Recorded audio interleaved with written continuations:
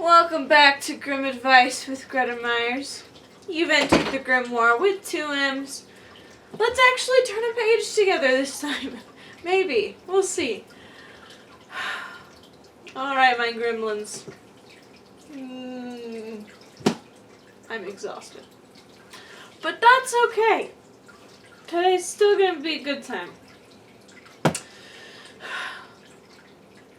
So without further ado, the 12 Hunters. There was once a king's son who was betrothed to a maiden whom he loved very much. When he was sitting beside her and very happy, news came that his father lay sick and dying, desired to see him once again before his end. Then he said to his beloved, "I must go now and leave you. I give you a ring as a remembrance of me. When I am king, I will return and fetch you." So he rode away, and when he reached his father, the latter was dangerously ill and near his death. He said to him, "Dear son, I wish to see you once again before my end. Promise me to marry as I wish." And he named a certain king's daughter who was to be his wife. The son was so upset that he did not think what he was doing and said, "Yes, dear father, your will shall be done." And then the king shut his eyes and died. When the son had been proclaimed king and the time of mourning was over, he was forced to keep the promise which he had given his father, and sent to the king's daughter to ask her hand in marriage, and she was promised to him. His first betrothed heard of this and fretted so much about his faithlessness that she nearly died.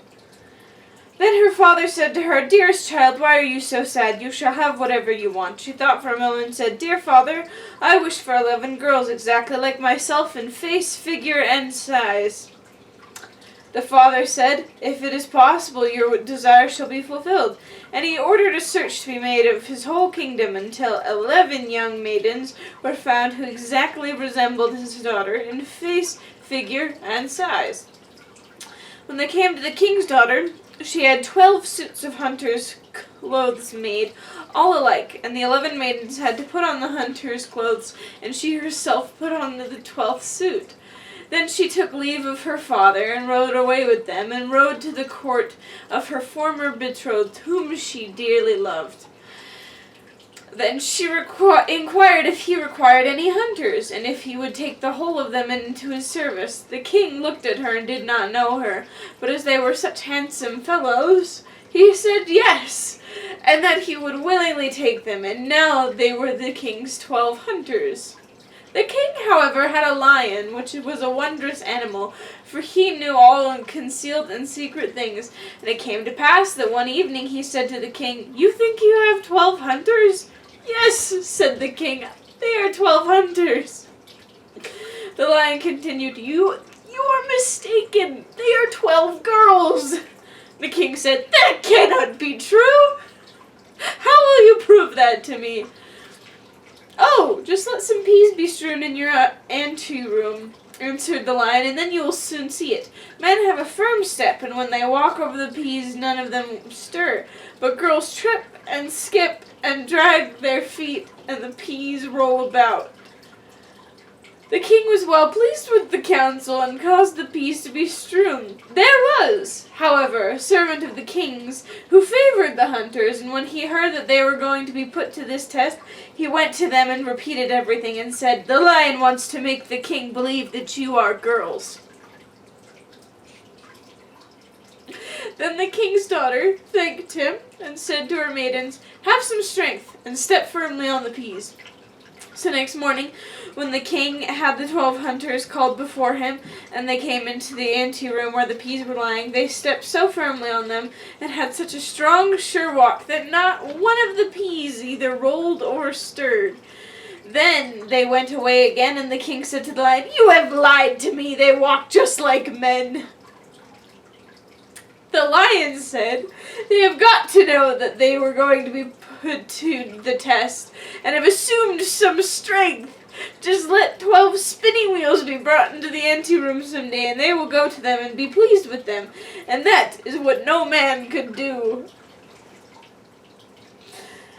The king liked the advice and had the spinning wheels placed in the anteroom. But the servant, who was well disposed to the hunters, and went to them and disclosed the project. Then, when they were alone, the king's daughter said to her 11 girls, "Have some constraint on yourselves, and do not look round at the spinning wheels." And next morning, when the king had his 12 hunters summoned, they went through the anteroom and never once looked at the spinning wheels.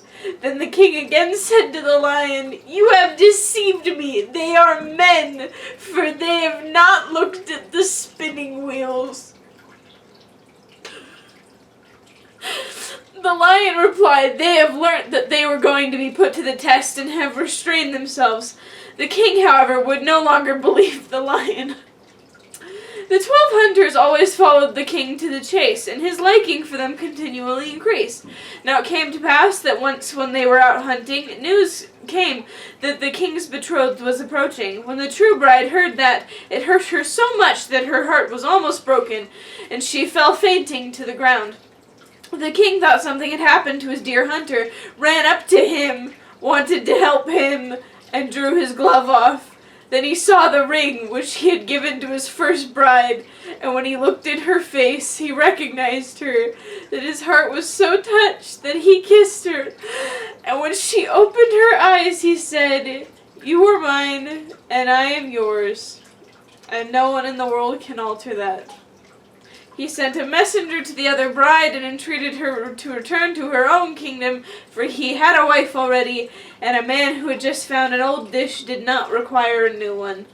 Soon the wedding was celebrated, and the lion was again taken into favor, because, after all, he had told the truth.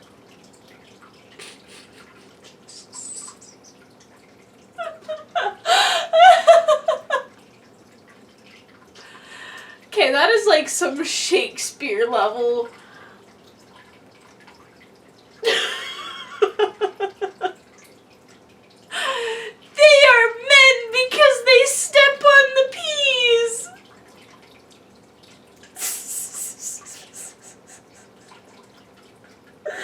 The lion's just like, "Yo, dude, they're girls." And he's like, "No way." And the lion's like, "Here. These things will obviously tell you what a woman is." And then they're like, "No." And the fact that, like, you couldn't already... like, okay. Okay, hear me out. She's like, they need to be, like, the same, like, their face looks the same. Wait, what were the qualifications? 11 girls exactly like myself in face, figure, and size. How did he not notice that?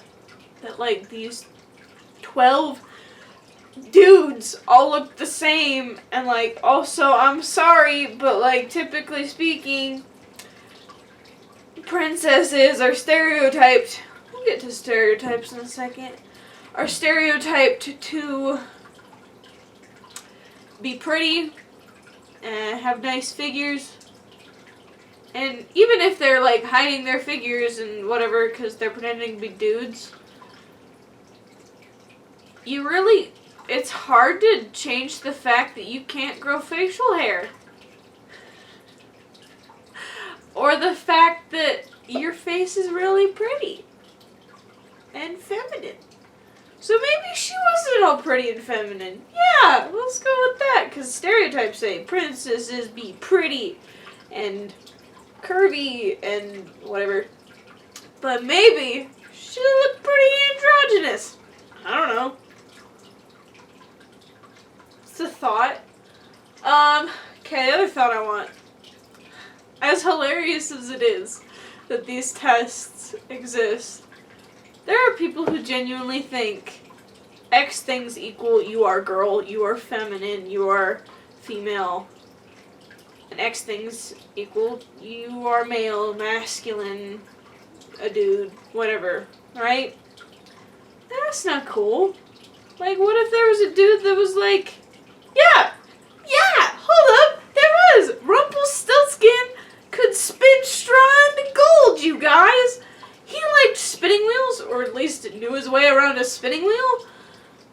Did that make him a girl? No. Was he a girl? I don't know. But, just saying. And also, like, the whole thing where it's like girls walk like this. And I mean, it's true for some girls, but I know some girls that have a very straightforward, do the thing and then be done with it. Like, that's the way they walk. And I know some guys that walk pretty trippy, skippy, prancy, dancy. On one hand, there's a reason for stereotypes. Because if it weren't true some of the time, then why would we say it's true all the time, right? However, that does not mean that it is true all the time. So, like, really.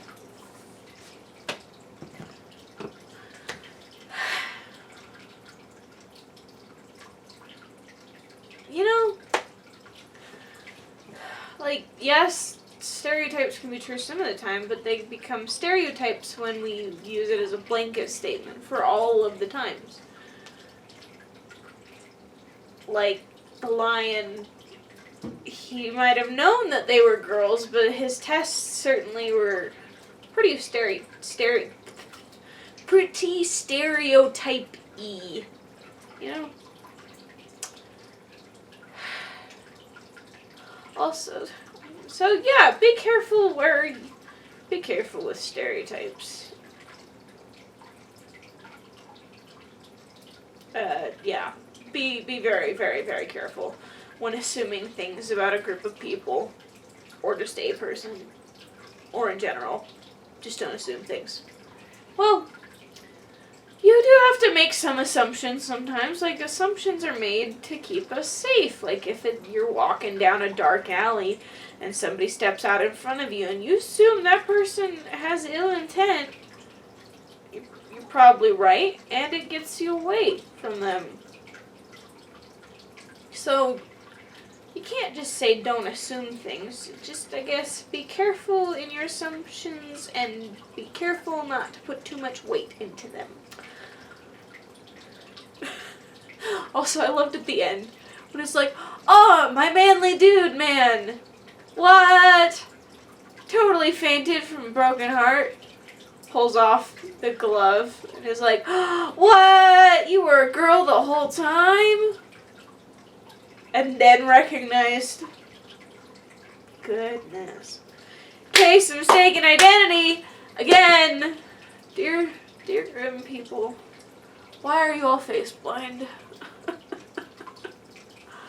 Every single Grimm character, I swear, is face blind. They have face blindness. They just cannot. They're like, yep, all the people look the same. Yep. No. I don't know. I thoroughly enjoyed this story. I thought it was absolutely hilarious. But at the end, it was very sweet. Let me read it again, because it made me a little bit. You're mine, and I am yours, and no one in the world can alter that. Very sweet. Alright, my gremlins, thank you for joining us for another Happily Ever After, or not so happily ever after. That's up for you to decide, and what you decide is valid. Because you're valid. You are. Either way, this is the end for this episode, so tune in later, and we can learn more and turn a new page together.